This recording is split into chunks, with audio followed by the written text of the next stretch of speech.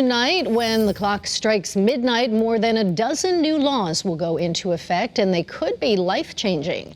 Channel 3 Eyewitness News reporter Sharon Johnson reveals how these new laws could ease the burden for families. Good evening, Sharon.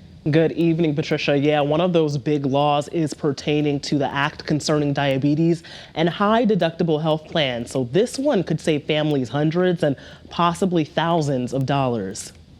People are paying a lot out of pocket for their health insurance, which includes high deductible health plans. Sometimes at the beginning of the year, people will pay somewhere between like $3,000 or $7,000. But the act going into effect tomorrow could ease major burdens for some families with diabetes. It'll limit insured out-of-pocket costs for a 30-day supply of insulin and diabetes-related drugs to $25.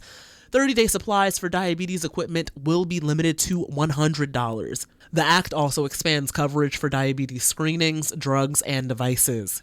Our hope is that families with diabetes or children with diabetes are not going to feel such a blow to their bank accounts. Dr. Laura Nally is a legislative lead for the organization CT Insulin for All. She says this act is a good first step. We really needed to do something to try and help these families be able to afford the medications and supplies that they need to survive on a daily basis.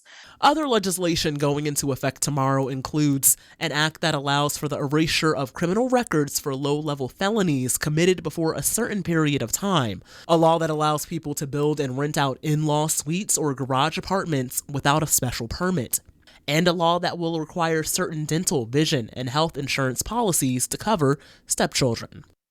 And in 2020,